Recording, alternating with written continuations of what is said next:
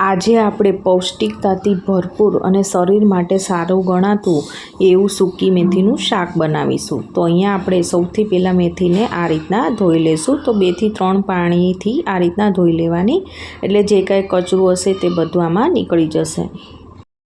હવે આપણે ડાયરેક્ટ છે ને કુકરમાં જ મેથીને બાફી લેશું। ઘણા લોકો આને પલાળીને પણ કરતા હોય છે, પરંતુ જો તમારે ફટાફટ ક્યારેક ઇન્સ્ટન્ટ બનાવવું હોય ને તો આ રીતે પણ કરી શકાય છે। તો હવે આપણે જેટલી મેથી હોય ને, તો અહીંયા મારે છે ને જો 1 કપ જેટલી મેથી છે તો 3 ગણું પાણી એટલે કે 3 કપ આપણે પાણી એડ કરીશું।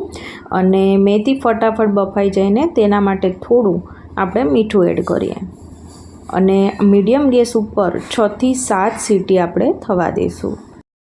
શાકને વઘારવા માટે કડાઈમાં 3 મોટી ચમચી જેટલું તેલ મૂકી દઈએ અને હવે જો અહીંયા તેલ સરસ ગરમ થઈ ગયું છે। તો આપણા જે રૂટીન મસાલા છે ને, રાઈ, જીરું, ત્યાર પછી આપણે હિંગ, હળદર પાવડર અને 1 નાની ચમચી જેટલું લાલ મરચું પાવડર એડ કરીને તરત જ હવે આપણે બાફેલી મેથી એડ કરીશું।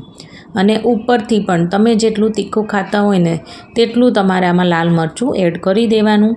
તો હું ફરીથી ઉપરથી છે ને 1/2 ચમચી જેટલું લાલ મરચું એડ કરી રહી છું મિત્રો। અને થોડું એવું મીઠું પણ સાથે સાથે એડ કરી દઈએ, કેમ કે આપણે બાફતી વખતે તો થોડું એડ કર્યું છે, એટલે તમારે છે ને આમ ટેસ્ટ કરીને જ એડ કરવાનું, એટલે કંઈ વાંધો નહીં આવે। હવે છે ને આપણે શું કરીશું, તો ઉપરથી છે ને 2 મોટી ચમચી જેટલી ખાંડ એડ કરીએ। તમે ખાંડની જગ્યાએ ગોળનો પણ ઉપયોગ કરી શકો છો। અને એકવાર બધું સારી રીતે મિક્સ કરી લઈશું અને 2 મિનિટ જેવું આને કૂક થવા દઈએ। તો હવે 2 મિનિટ બાદ હવે છે ને હું એકદમ દેશી અમારા ગામડાની રીતથી જ હું તમને બતાવી રહી છું। તો અમારા ગામડે જે રીતથી બને છે ને એ રીતથી જ તમને અત્યારે બતાવવા જઈ રહી છું। તો અમારે ત્યાં છે ને ટામેટું કે લીંબુનો ઉપયોગ આમાં ખટાશ માટે નથી કરતા, પરંતુ છાશનો ઉપયોગ કરવામાં આવે છે। તો આ મેથીમાં છાશ કેટલી નાખવી, તો મેથી બુડબુડા રહે ને તેટલી આપણે આમાં છાશ એડ કરી દેવાની છે। તો ગામડામાં તો એકદમ સરસ તાજી એકદમ પ્યોર છાશ, ત્યાંની કંઈક મીઠાશ જ કંઈક અલગ હોય છે મિત્રો।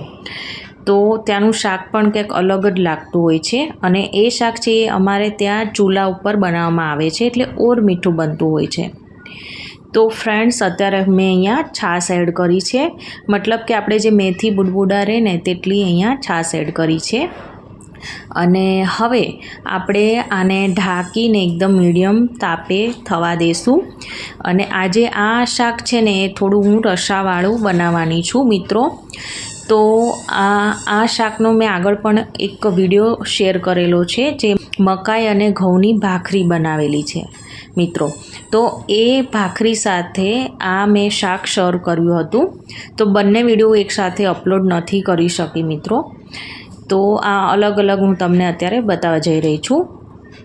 તો તમે એ રીતના ચોળીને ખાતા હોય તો સાંજે બેસ્ટ ઓપ્શન છે। તો અમારે ત્યાં તો આ રીતના જ ખાવામાં આવતું હોય છે। અને જો તમે સૂકું ખાવા માંગતા હોય ને તો છાશ છે તમારે જેટલી હમણાં મેં બતાવી કે મેથી હોય એ બુડબુડા રહે તેટલી આપણે નાખીએ તો આ રીતના રસાવાળું થાય, તો તેનાથી અડધી આપણે નાખવાની, તો પણ ટેસ્ટ છે એકદમ સરસ એવું લાગશે મિત્રો।